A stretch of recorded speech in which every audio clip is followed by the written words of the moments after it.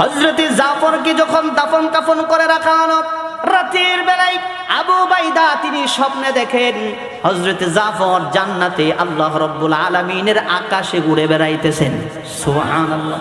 মুসলমান ভাইরা আমার, হযরতে আবু উবাইদা ডাক দিয়া বলেন, জাফর রে, আল্লাহ তাআলা তোমার সাথে কি ব্যবহার করেছেন, কি বলেছেন?